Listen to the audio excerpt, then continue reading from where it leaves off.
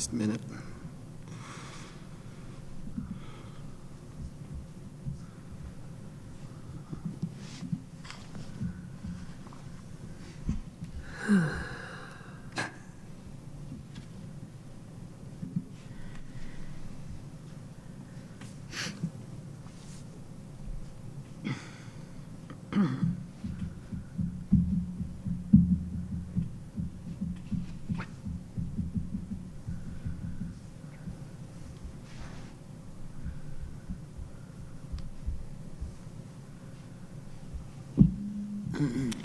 It's 7 o'clock. I'd like to call the meeting to order. Invite everyone to please rise and join us in the Pledge of Allegiance. I pledge allegiance to the flag of the United States of America and to the republic for which it stands, one nation, under God, indivisible, with liberty and justice for all. Kathy, would you call the roll, please? Jim Donbeck. Here. Steve Nelson. Here. James Shiloh. Here. Julene Davy. Here. Jeff Jacobson. Here. Eric Jones. Present. Kristen Wren. Here. Quorum's present. Are there any changes to the agenda as proposed? Is there a motion to adopt the agenda as proposed? So moved. Second. All in favor? Aye. Opposed? Motion carries. Is there a motion to approve the consent agenda as presented? So moved. Second. Moved and seconded. Roll call. Jacobson. Yes. Jones. Yes. Nelson. Yes. Wren. Yes. Shiloh. Yes. Davy. Yes. Donbeck. Yes. Motion carried. Is there a motion to approve the NIA consent agenda as presented? So moved. Second. Moved and seconded. Roll call.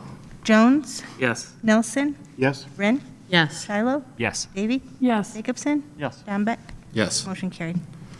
Audience to visitors. Is there anyone in the audience this evening who wishes to address the board on any particular issue? Seeing no one, we'll move on to communications, correspondence, and informational items. Letters and newsletters. They were out there. What is that newsletter that was in there? I don't think I've ever seen that one before. Was that the one SMS before? Spartan View. Oh, right. It's new. It's new. It's new.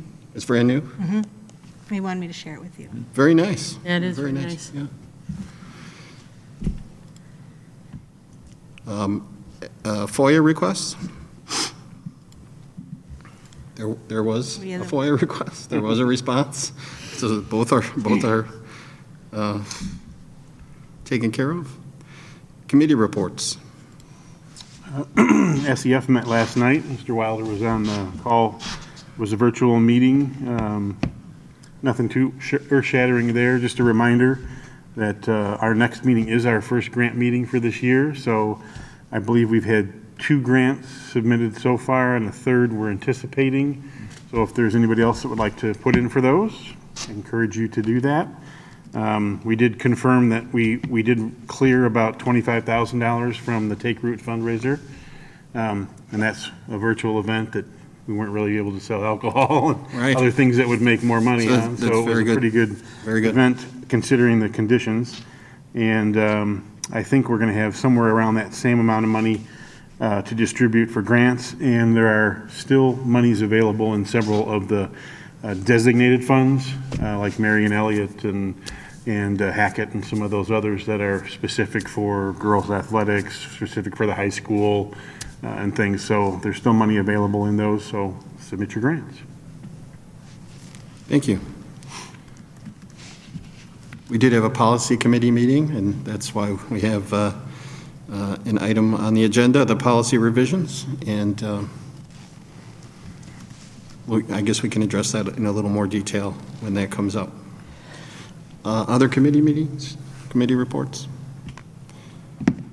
Move on then to the superintendent's report. Good evening, everybody. Before I go into my report, I do just want to acknowledge the emergency day today and just kind of reiterate to the board and to anybody who might be listening.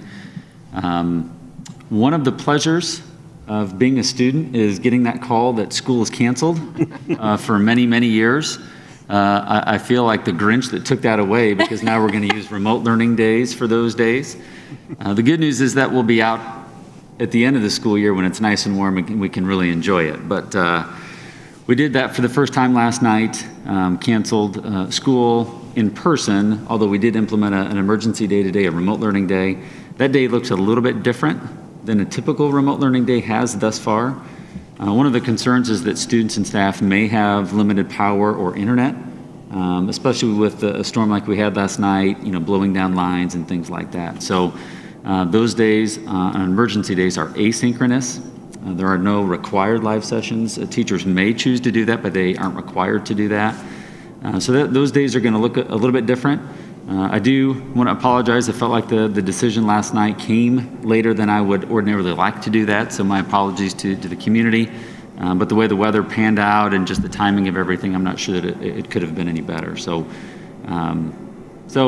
just an apology for that. I wanted to acknowledge that, as well as thanks to the maintenance and custodial staff, because they were here bright and early this morning plowing the lots and clearing off sidewalks. The piles of snow were a little bit higher, but other than that, it looked like it did when I left yesterday afternoon. So thanks to them. So now we'll get into the superintendent's report. Just want to remind everybody of our mission: empowering all learners to succeed in their world. Our vision, which is to provide an ideal learning experience where students and staff are engaged and want to come back the next day. Our core values: honesty, trustworthiness, integrity, equality, empathy, respect, citizenship, digital citizenship, responsibility, and collaboration. 5 questions that our professional learning communities ask themselves and discuss. What do we want students to know and learn? What do students want to know and learn? How will we know if they have learned it? What will we do if they don't learn it? And what do we do if they already know it? That takes us to the Return to Learning update. And there was a lot to celebrate, especially in the last week or so, and especially since the last board meeting. First and foremost, we safely welcomed students back to in-person learning last Tuesday, January 19th. There have been a lot of great days in my time here in Sycamore so far, and that was one of them, right up at the top. Just seeing students back in the building, particularly at the high school and the middle school. My wife and I have a sophomore daughter, so I dropped her off here, got to experience that with her just a little bit, but just to be in the hallways and to see students and to see staff, and to know that we were able to do that safely was great. We did have some substitutes that were necessary, but it was pretty minimal. So staffing hasn't been an issue the way it was the last time we were in person. So in the last week, that was really at the top of the list of things to celebrate. One of the other things that we are celebrating is that we got some really good news about the Chromebooks that we ordered for our middle school. And I would love to discuss that, but there's another person that would love to discuss that even more and share that positive news. So I've asked Roxanne Horton to be here, and I'm going to turn it over to her. Well, it's taken 8 months, but I'm happy to share that the middle school Chromebooks did arrive at our vendor last week. They are madly unboxing them, updating them, and getting them put into our management system. I can actually watch that process happening in the background, so several times a day I was distracted by looking and seeing how many of our Chromebooks had been enrolled at that time. And it's making it feel really real and exciting.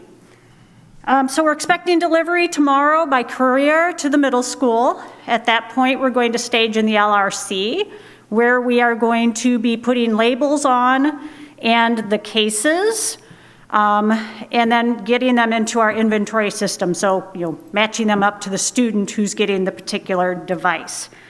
We're then going to pass those out on Monday and Tuesday of next week. So our students who are coming in person, they will get them when they come in person.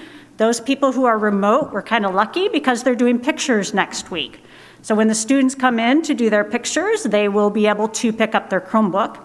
For those who currently have a Chromebook, they will need to bring their Chromebook and their current cord, and we will exchange them. So when they're ready to get their Chromebook, bring in a Chromebook and a cord, and we'll make an exchange for the brand new ones. Once we get those collected, we're going to get them cleaned up and ready to go out to our elementary students. So those students who did not take a Chromebook will then also have a Chromebook in the elementary school. I wish I could tell you that the saga of when will the Chromebooks arrive is over, but we are still waiting for the K1 touchscreen Chromebooks to arrive, so that saga still continues. I did order those on June 17th, which is about almost a month and a half after the first ones, so you never know when they're going to get here. I want to give a big thank you to the parents and the students who are using their own devices and helping us to get through during this trying time of waiting for the Chromebooks to get here. It's most appreciated that they were able to do that, but now we're really excited that we're going to have a standard device that we will be able to manage in the district as well as push resources out to our students. I just have to say, huge weight has been lifted off of my shoulders, and I'm really excited to let you know that they have arrived. Thank you. Thank you. Roxanne, can you, I maybe missed it, but how quickly would the cleaned up Chromebooks that are being returned from the middle school make their way to the elementary? We're hoping to do it within a week's period. Oh, no kidding. Awesome. Yeah, so we have a lot of help that can help us, and Steve said he'd be more than happy to clean Chromebooks. So if you see the superintendent with a rag and alcohol, then you know what he's doing. Yeah. Awesome. Thank you. Thank you. Any other questions about the Chromebooks? Finally. You don't want to see me plow snow, but I can clean Chromebooks with the best of them, so we'll see how that goes. Getting those middle school devices here has been a long wait, and again, we appreciate the parents and the students who have used their own device, as well as everybody who's been waiting for that. The time is finally here. One of the other pieces of good advice from last week is that the IHSA and the IESA, which governs middle school athletics and activities, both of those organizations have been given permission to restart activities. So groups have started to practice and have what the IHSA and IESA refer to as contact days. There's actually talk of events being held. I don't have those dates. That's still a little bit of a work in progress. We'll also have to work through the process of how many spectators will be allowed at those events, what spectators might be allowed. Is it going to be parents? How are we going to limit that and monitor that? Even though we have moved to phase 4, which I'll talk about in just a second, there still is a limit in terms of the number of number of spectators. So that's something that we'll need to work through. But students, giving them the opportunity to participate in activities safely, they've done a good job with that, wearing masks and checking in. To see them have that opportunity is great as well. We also launched our new website last week. Mr. Olson was chiefly in charge of that, although he had help doing that, I know.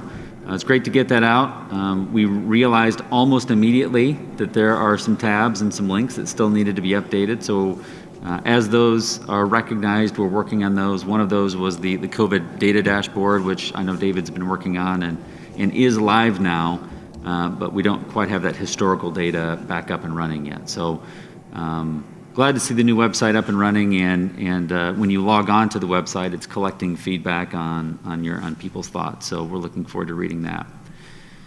I'm also glad to report that approximately 190 of our staff members received their first COVID vaccination last week.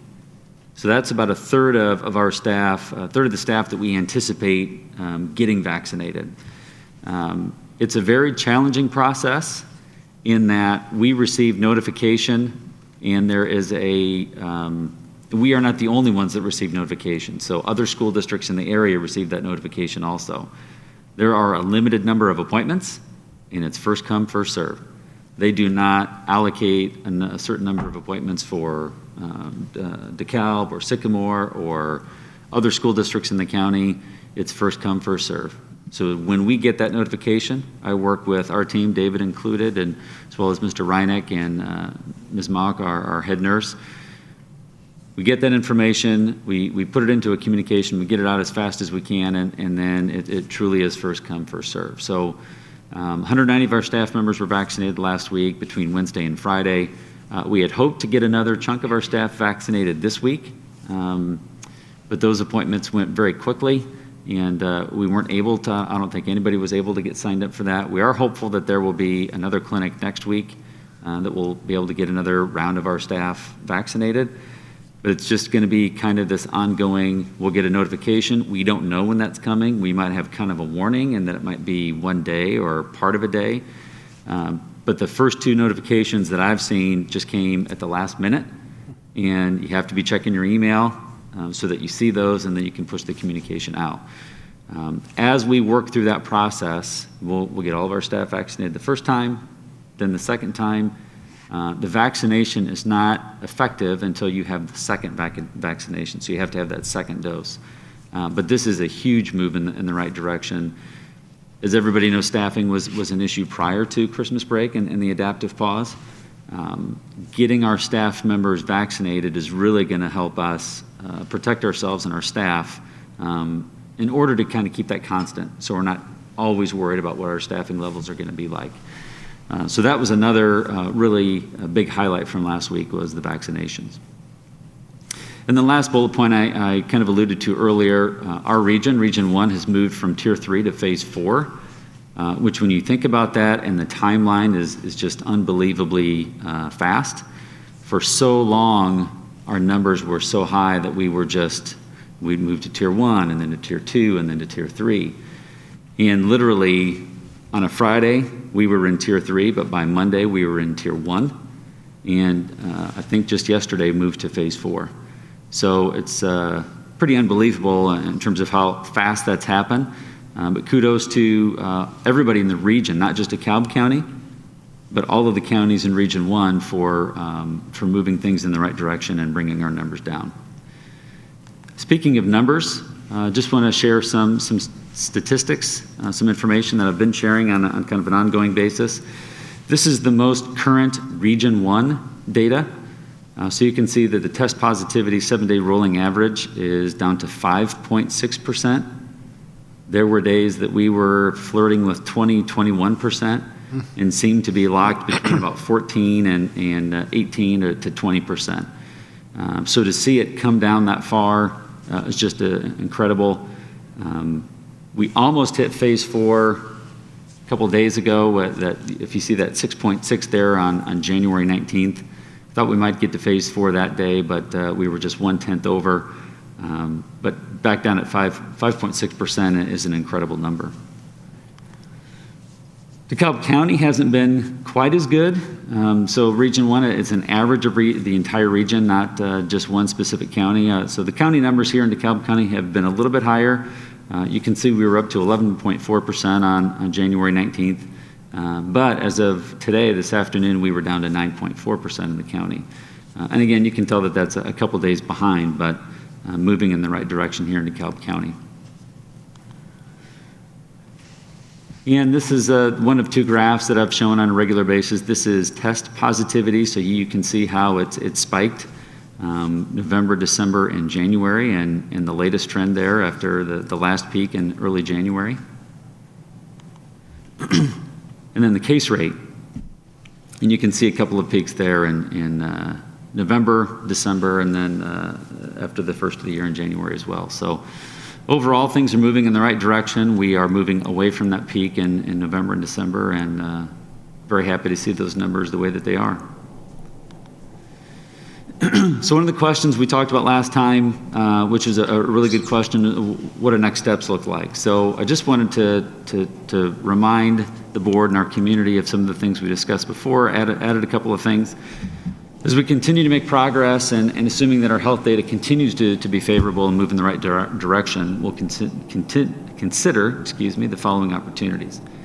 All of these will need to be discussed collaboratively with district leadership, SEA leadership, and staff throughout the district. There are a lot of moving parts to these things, so it's going to take some time to plan them out. We'll get communication out as soon as we can when we feel like we're ready to take the next step. But here are some of the things that we're looking forward to. First of all, we've got the new Chromebooks for the middle school. We're waiting for those elementary Chromebooks for grades K and 1. Those have not been shipped yet, so we're waiting on those. The next step we'd like to take is, or at least one of the next steps, these are not necessarily in chronological order. I'd like to extend the length of the school day. So right now, the middle school and the high school dismisses a little bit early. Even the elementary does, although it's almost a full day. One of the things we'd like to do is consider extending the length of the school day so that students are in school for a full day. If we do that right now, it would probably be Monday through Thursday still, but getting students to a full day. Transportation will be a little bit of a challenge, especially here at the middle school and the high school, because it's, we're on a shortened day here, so extending to a full day is going to be a little challenging, but it's just going to take some finagling to do that. And lunches at the middle school and the high school will be a challenge as well. So getting a large group of students socially distanced in the middle school and the high school is going to be a little bit of a challenge. It's not that we can't do that. It's probably going to look different than it normally would during the lunch hour. But I've spoken with high school and middle school administration, and they think that that's a possibility. So I've asked them to continue to think about that, think about what that might look like so that when we're ready to have that conversation, we've got some ideas to work through. One of the other things we'd like to look at is having students in-person attendance on Fridays, so moving to 5 days a week. Initially in a hybrid, it could be, probably is going to be hybrid A, Monday, Wednesday, and then that Friday is going to alternate. So one week it would be hybrid A students on Friday, the next week it would be hybrid B students on a Friday. Student support, especially for remote learners, but one of the things we've done with Fridays so far is provide interventions for students. That's a time when teachers can meet with students individually or in small groups. Our remote learners are able to log into Google Meet sessions with their teachers and their classes. That's still a little bit different than students in the classroom. So providing some time for teachers to work with those students is still going to be critical. Doesn't mean we can't do it, but that's going to be one of the things we're going to have to work through, and as well as probably some other factors. And then obviously the last step I mentioned there, we're probably still a ways out from that, is student attendance 5 days a week. What most of us are referring to as a full return. So students 5 days a week, full days, that's the goal.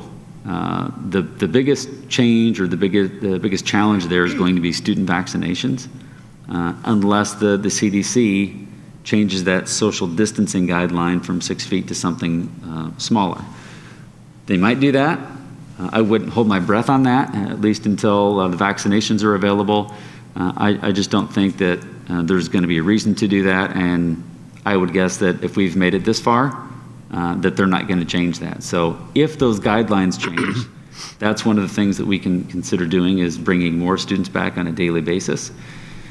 But unless something changes, I think it's going to take student vaccinations being approved and then available for students to return every, 5 days a week, every day. That's the goal. I would love to see that happen this school year, but we just need to sit tight until those tests are run and the research is done on vaccinations for students younger than 16, which is the youngest age that vaccinations are available for right now. I think that's my last slide, so I'm going to pause here and see if there are any questions. When our staff has had their first vaccination, do they set up a time or an appointment to get the follow-up? Or is it going to be the same kind of a chaotic scheduling for the follow-up? So when staff get their first vaccination, they get a card, tells them what the brand of the vaccination is, Moderna or Pfizer, and it tells them the earliest date that they could get their second dose. We will be, again, at the mercy of the availability of doses and vaccinations and where the county is with their list of vaccination groups.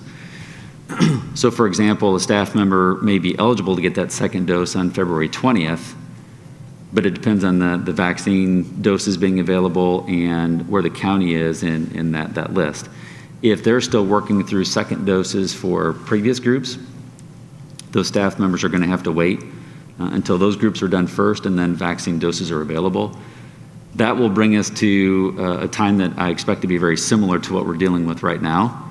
The health department will email us, let us know that the doses are available, and then teachers and staff members are going to have to sign up, first come, first served. So they'll work through that group as doses are available until everybody's been vaccinated a second time. because we have no say-so. No, we don't. And I know that there was a lot of frustration that it's not a little bit more organized and that an entire organization can't be vaccinated at once. I think school districts are some of the largest single organizations that are now working through the vaccination process, especially in this county, obviously our school district and the DeKalb School District. So, you know, in Sycamore alone, I believe the number I was given was almost 650, 675 staff members that need to be vaccinated. And I know that the county is receiving anywhere from 500 to 900 doses of vaccine on a weekly basis. So when you do some quick math, Sycamore and DeKalb school districts alone would take up, you know, those doses for a couple of weeks, let alone the other school districts in the county who will have access to that. So the county's not picking and choosing. Some people have asked, well, gosh, can't you prioritize, or can't the county prioritize? I think they're very reluctant to do that because at this point we really need to get everybody vaccinated, and the best way to work through that is just to make those appointments available. As they fill up, they administer the vaccinations, and they just keep chipping away at it until we start to receive larger shipments of vaccine, and that will help. But the county really has no idea of what they're getting until about a week in advance.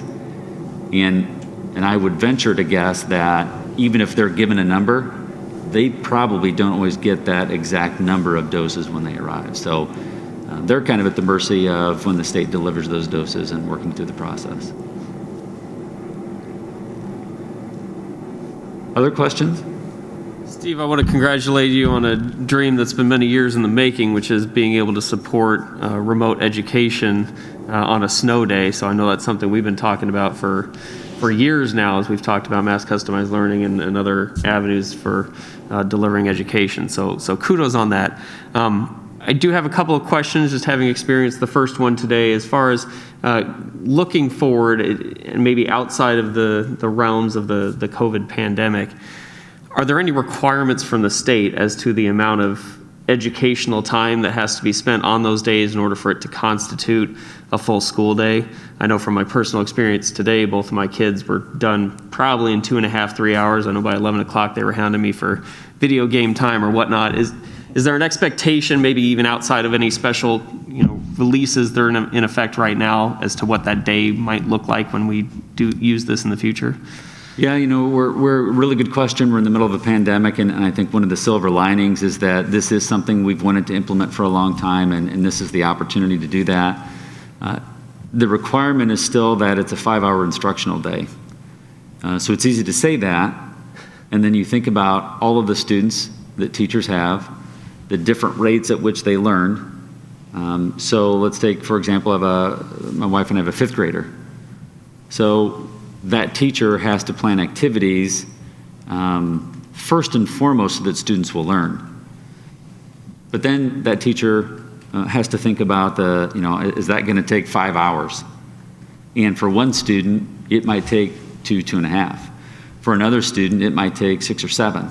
And, depending on what the activity is and how they're learning, and on an emergency day when we might have trouble with phones or power or internet, teachers also have to take that into account. So the answer is that there is a requirement. It is 5 hours of instruction, but currently the state has given schools a little bit of flexibility in that when teachers plan for 5 hours instruction, they know that there's going to be a range there. So we'll be asked to demonstrate that teachers are planning for about 5 hours instruction for the average student.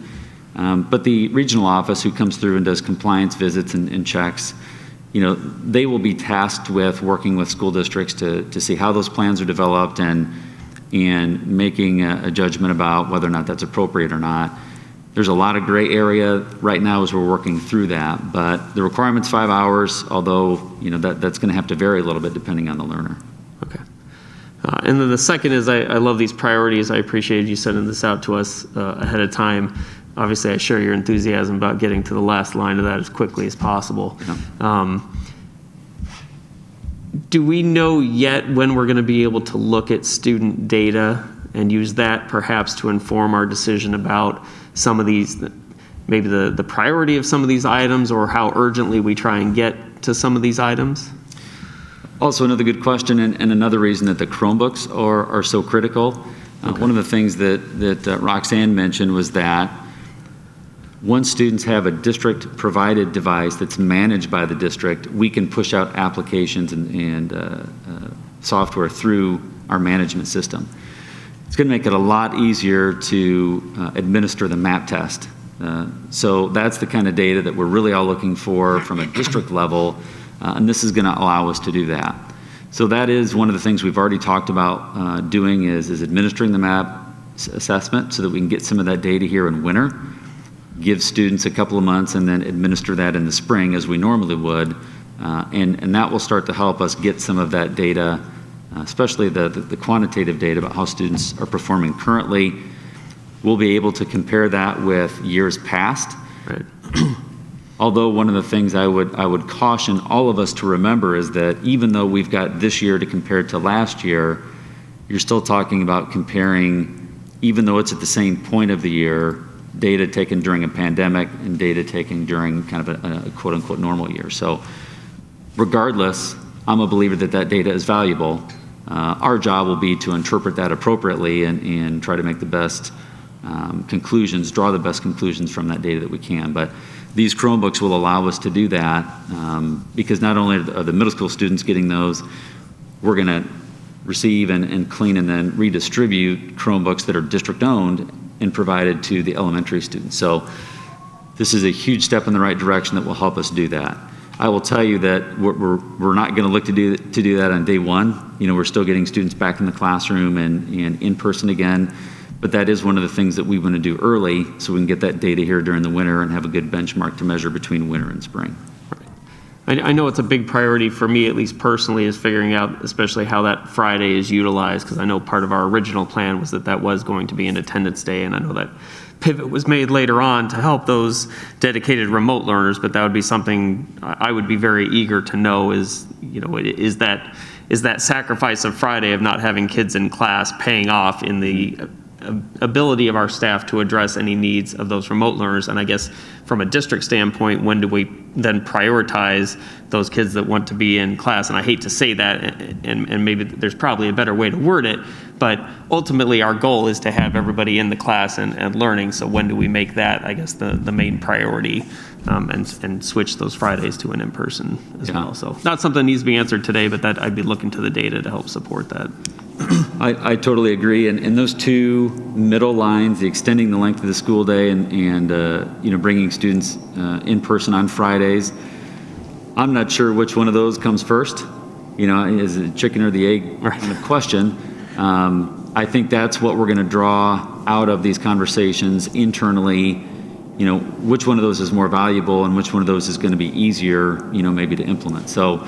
Both of those, I think, are things that we need to look at doing. I'm not sure which one of those is going to happen next, but yeah, I agree with your point. And you know, how are Fridays being utilized? How is it paying off? And when are we ready to bring students back on those Fridays? Thanks, Steve. Other questions?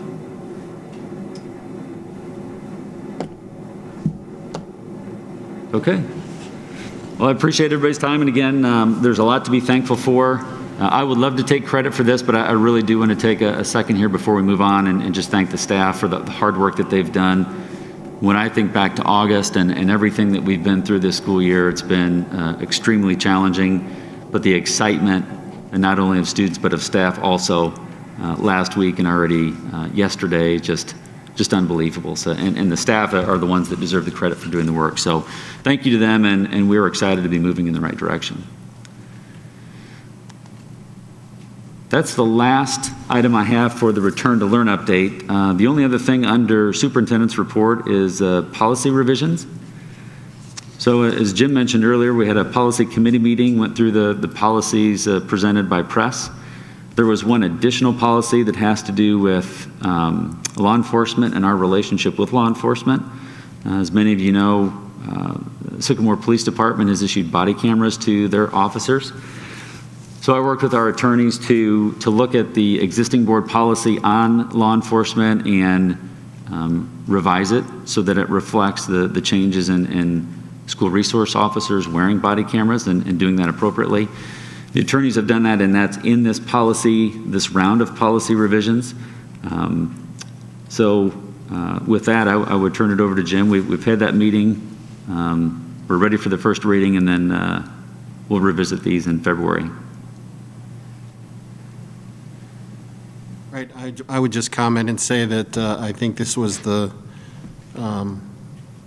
most boring policy packet we've had in a long time, because there really were just updates to footnotes and updates to statutory citations, and there really weren't any substantive changes to really work through other than the body camera, which is that separate piece. But other than that, it was just, it was really fairly routine and just updates, just to kind of a clerical kind of an update rather than a procedural one. So Really no options or choices no. and on any of them. So we'll take that up at our next meeting. Assistant Superintendent for Business Services report. I'm going to jump on the bandwagon of good news tonight. All right. Yeah, We'll take it. so About time. I know, for all you 10 people watching tonight, I know you're excited to hear about the audit. So this is the time of the year where we're kind of in 3 different fiscal years. So we're wrapping up fiscal year 20. I'm going to talk about fiscal year 21 cash flow, so what we're currently in. And then in February, we're going to talk about fiscal year 22 budget. So we're kind of in this quasi state right here. So tonight I'm going to start with our fiscal year 20. I will be providing to you guys a copy of our AFR, our annual financial report, as well as our CAFR, which is our comprehensive annual financial report. We're still finalizing that up because all things COVID, so we're just a little bit behind in getting that out. And I don't mean our district, just ourselves, just districts in general are a little behind getting that information out. So, but I did want to share with you our audited fund balances. This would be for what we would consider our operating funds, so our education, operations and maintenance, transportation, retirement, and our working cash funds. So for our fiscal year 20 budget, we had projected a $458,675 increase. Our audited financials came in a little under that, $388,361, but still an increase to our fund balance. So this would be our 3rd year now that we've had a balanced budget. And the difference in those budgeted projections versus our final audited numbers is really the lack of revenue that we received at the end of that school year due to our food service not having serving enough lunches and breakfasts to our students for those last couple months. So we lost a lot of revenue that we received from the feds in that. Then also just a little tick of increase in some O&M costs. Towards the end of the school year, we started purchasing some PPE in anticipation of hopefully coming back to school, which we didn't. So that's why there's a little slight decrease in what we had actually projected, but still an increase overall. So I think that's good news for our district. Any questions on that?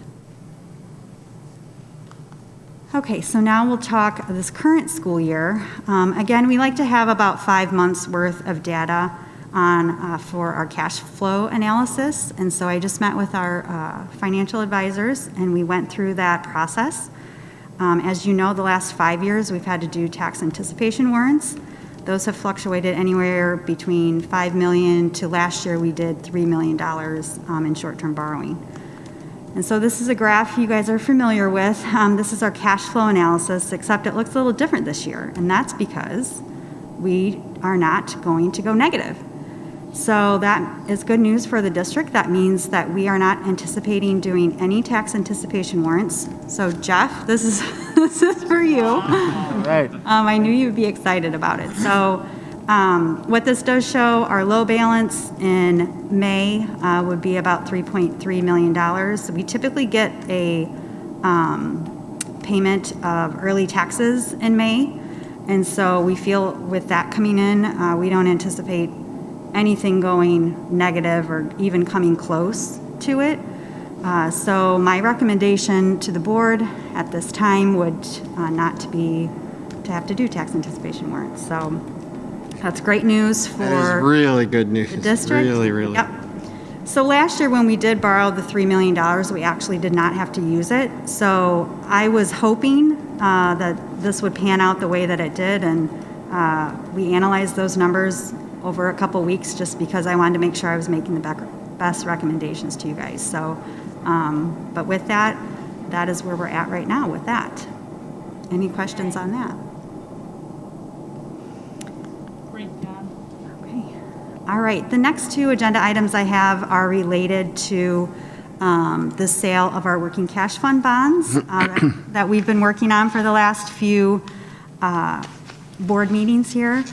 So this first one here is just a parameters resolution. I know it's got a lot of words in it, but essentially what that's doing is giving the district parameters on what we will have as our final number when that comes in. So we're anticipating right around $18 to $19 million, but this allows not to exceed the $20 million in what we've presented to you guys.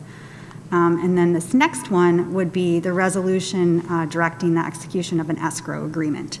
So a lot of words on those two, but essentially that's what those two resolutions are for. Just a reminder of what the 2021 bonds will be used for. We will be doing an advanced refund of a portion of our 2013 C bonds. So this will generate a present value savings of approximately $200,000 for the district. And then also our 2021 B bonds will be those working cash fund bonds used for our facility master plan. Mr. Ekstrom and I have been meeting weekly with our architects and our construction managers among a variety of a bunch of people. So we have a working call with them every week. So we're working diligently on getting bids out, and so ultimately those will come to you guys for approval. But we're starting that process very quickly because we're just a little behind. Typically this would take place in probably November and December. Steve knows that. So, so we're working very fast to get that done so we can start our summer work. Any questions on those resolutions? Okay. So is there a motion to approve the resolution providing for the issue of not to exceed $2,900,000 general obligation limited tax school bonds of the district for the purpose of paying claims against the district, and not to exceed $20 million in general obligation limited tax school bonds of the district for the purpose of increasing the working cash fund of the district, providing for the levy of a direct annual tax to pay the principal and interest on said bonds, and authorizing the execution of a bond purchase agreement with Robert W. Baird and Company, Incorporated, in connection with the proposed sale of said bonds. So moved? Second. Moved and seconded. Any discussion? Roll call? Nelson? Yes? Wren? Shiloh? Yes. Davy? Yes. Jacobson? Yes. Jones? Abstain. Dombeck? Thank you. Dombeck? Yes. Thank you. As Nicole explained, the $2,900,000 general obligation bond is to satisfy claims against the district. Those claims are the repayment of bonds that have already been issued. And due to that fact, it's necessary to establish an escrow account to hold the funds from the sale so that those funds can be designated to pay off those and used to pay off those existing bonds. So at this time, I would ask for a motion approving the resolution authorizing and directing the execution of an escrow agreement in connection with the issue of not to exceed $2,900,000 worth of general obligation limited tax school bonds of the district. So moved. Second. Moved and seconded. Discussion? Roll call? Wren? Yes. Shiloh? Yes. Davy? Yes. Jacobson? Yes. Jones? Yes. Nelson? Yes? Dombeck? Yes. Motion carried. Anything else? That's it. Thank you. Thank you for the really, really good news. You're welcome. It's been a long time since we've had a meeting with so much positive news. It's a really good, it really is a celebration tonight. Open discussion and future agenda items? Open discussion, issues, observations, questions? The one thing I would bring up is that now that, and this is just something for the board to think about, and we kind of talked about this in an email, now that school is in session and in person, using the high school auditorium and especially the stage, it's still feasible, but it's a little bit more time-sensitive work that has to be done to set up and then tear it down. So probably nearing a point where we need to think about moving from a live stream meeting to a recorded meeting. So I would just ask the board to think about that, and then we can talk about when might be the best time to do that, make that transition. But just something for the board to think about. I think it would be great to make that transition. Unfortunately, I think I agree with Jim when we were talking before the meeting started about all this great news and having students back in school and returning to this hybrid model and perhaps what it's going to look like in the future. I'm also nervous about the reverse happening and having to return to a completely remote model. And I'm hesitant to let this live streaming go because of that tenuous situation, I guess. And I just think the minute that we go to recording it is a meeting that people are going to want to be at and for health safety reasons won't be able to attend. I think that's a really good point. And one thing I would let the board know is that even if we decide to move on a regular basis to meetings where we're recording and posting afterwards, like any other board meeting where you anticipate a controversial decision or topic, we can always move back to a live version. So if this was really good news tonight, it's great to live stream it, so I'm glad that we were able to do that. But when you might describe them as more typical board meetings, if we anticipate that that's the kind of agenda we have, we can move to a record and post type of format. If numbers go bad and things are, kind of hot topics again, we can always move back to a live version. So just kind of keep that in mind too. But I think that's a really good point. And I had not thought of that, and that would kind of fix the problem, I think.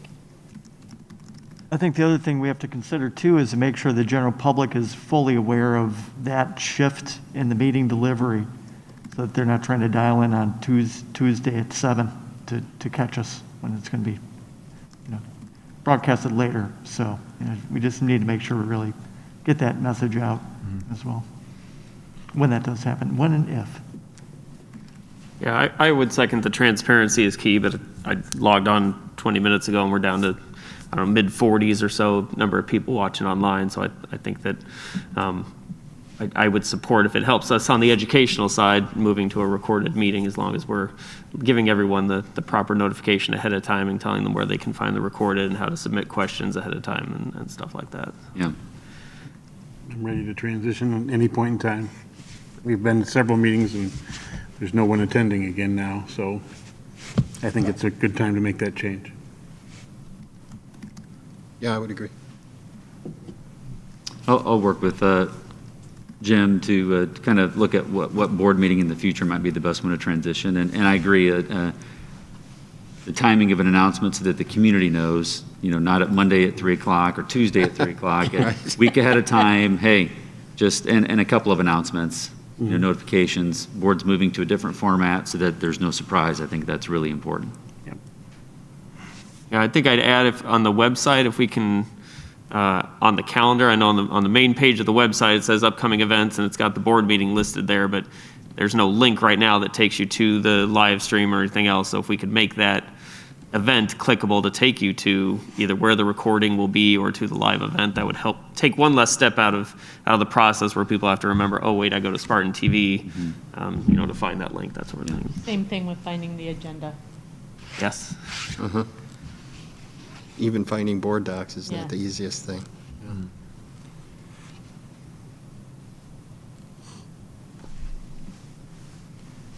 Any other discussion, issues, observations, questions? Future agenda items? Is there a motion to go into executive session for the consideration of matters related to the appointment, employment, or dismissal of personnel, negotiations, and imminent litigation? So moved. Second? Moved and seconded. Roll call? Shiloh, Yes. Davy, Yes. Jacobson, Yes. Jones, Yes. Nelson, Yes? Wren. Yes. Dombeck. Yes. Motion carried. Okay, we'll take a brief recess, hopefully brief, and then return for our final votes. Nice board meeting feels like. You mean a 45-minute?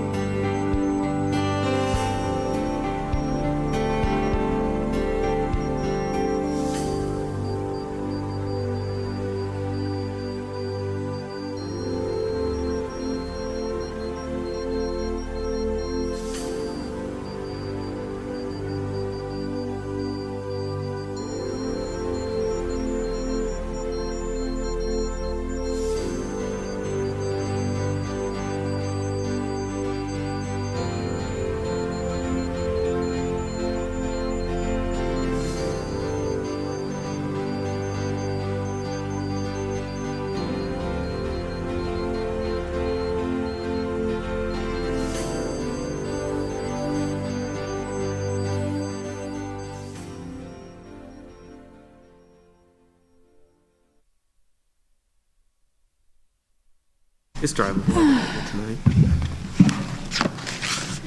Okay, we're back in open session. Is there a motion to approve the personnel report as presented? So moved. Is there a second? Second. Moved and seconded, roll call. Jones? Yes. Nelson? Yes. Wren? Yes. Shiloh? Yes. Davy? Yes. Jacobson? Yes. Dombeck? Yes. Motion carried. Is there a motion to adjourn? So moved. Second. All in favor? Aye. All right, we are adjourned. Thank you. Wow. So.